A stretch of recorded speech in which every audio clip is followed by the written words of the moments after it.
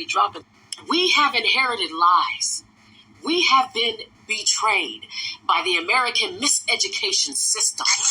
I'm going to be dropping some gems today. Listen up. It all starts with a Spaniard named Montejo who sails from Spain all the way to the Yucatan in order to take possession of it and colonize the people who were living there. As you can see, the Yucatan is clearly in the Americas. I blew it up so you can see it even closer. You can clearly see the United States above, Belize right below, and Cuba off to the right. My purpose for showing you the map and where all of this is located, what we're going to be discussing, is to prove to you that these people were nowhere near Africa. Prior to colonization by the Spaniards, the Indians got along fine. They lived in well-ordered communities where their priests were pretty much in the center of town. Everybody was taken care of just fine. And, there was just no need for them to have any sorts of weapons. All of that changed upon the arrival of the Spaniards from Europe, who was unaliving them, enslaving them, just doing all sorts of wicked things to them. And the Indians were now in fear of being taken into captivity. So a lot of them retreated into the forests in order to avoid captivity. I am going to come back and revisit this whole issue of the Indians over here in the Americas being afraid of being taken into captivity. A side note is that there was a split amongst the southern Indians and the northern Indians. The ones in the south from Mexico all the way down to the bottom of South America, they were idolatrous. They did not believe in circumcision, and they also did human sacrifice. The Indians in the north above Mexico, they called them the noble northerners because they were not into all that. This video is about the ones in the south, so we'll continue on with them. The Indians were idolatrous, so the Spaniards burned thousands of the Indians' idols. They burned their hieroglyphic scrolls, which they deemed as works of the devil designed by the evil one to delude the Indians and to prevent them from accepting Christianity, which they forced on the Indians. The Indians fiercely opposed being turned into Catholics. Christianized. They hated it so much. They fought it tooth and nail to the point where the Europeans, the Spaniards, they began to cut off their limbs to punish them. They unalived many of them, forcing them to accept their God, their religion, Christianity. In what has been named the Franciscan Order of the Yucatan, the Spaniards also burned remnants and traces of the Indians' history. My opinion is that this is an effort to distort the true identity of the Indians. So what do these Indians look like? What do they wear? Breeches. Anyone that knows anything about breeches, you know that this is written in the scriptures to the Israelites. They wore breeches, the Levitical priests to be exact. The Levitical priests were instructed by their gods specifically to wear breeches when they performed rites, rituals, sacrifices, and things of that nature on behalf of the Israelite community. A description of the hair on their head and on their beards was that it was rough and coarse like hog's bristles. We all know who has hair like that. The Indian women of the Yucatan were called negresses by the Spaniards. They said that the Indian women were dark-skinned, they had much larger and better bodies than their women, with large behinds that they called haunches. It is abundantly clear from the notes of the Spaniards that the Indians of the Americas were so-called black people. They were never called Africans, they were called Indians, and they were called negresses. It is extremely important for you to note that it was the people over here in the Americas who were afraid that people were going to come and capture them for fear of being taken into captivity, not people in Africa. I also want you to keep in mind that in Africa, there are many different types of people over there. You don't have a bunch of Negroes. All of the so-called black people in Africa are not all Negroes.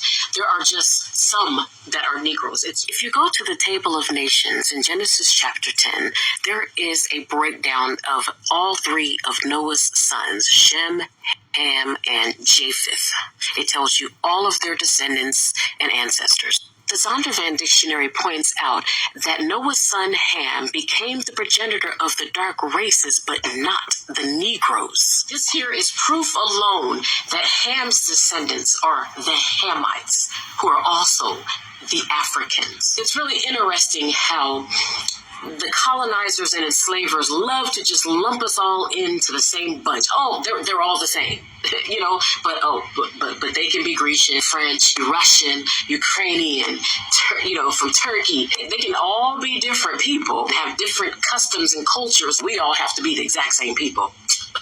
It's so different from there being different types of Asians. You have your Japanese, you have your Thai, you have your Chinese, you have your Korean, there's so Cambodian, there's so many different ones and everything. This is a European mapping system that indicates where the Negroes in Africa reside.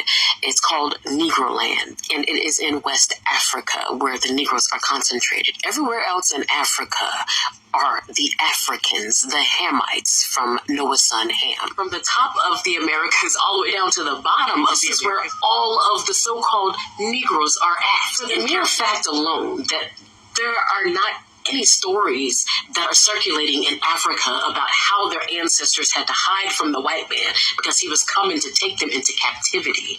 It's very safe to say that since we experienced that over here in the Americas, the slave trade actually happened from here. People were actually taken into captivity from the Americas, and most Africans could care less about the transatlantic slave trade. Listen up. How do Senegalese really feel about slavery and what happened? Because, there were a lot of very foul people involved in the slave trade. There was, of course, Europeans, Jews and whites were involved. But, Africans were involved in it as well. They were selling off their enemies. We've kind of overcome the thought of slavery. We don't even think about it. Only time you actually know your history. You can trace your family back 100 generations, whatever else. You still have real names. I think it's also the art of just letting the past go. There's also been no reparations. Unfortunately, man, it's not like America is going to take the initiative to do it. Indians got reparations. The Jews got reparations for Holocaust, and it wasn't even done in America. Italians got reparations. Japanese got reparations. It's to the point now where African Americans have to really understand they're not sorry. They don't care. It's obvious. Are you still convinced that we are the same people? Don't the same people normally care about their own issues? Now what? Pan-Africans? All of y'all are caring so much about what's going over there in Africa and how they're being treated so badly, but true, most of them could care less about our plights and what's going on with us over here.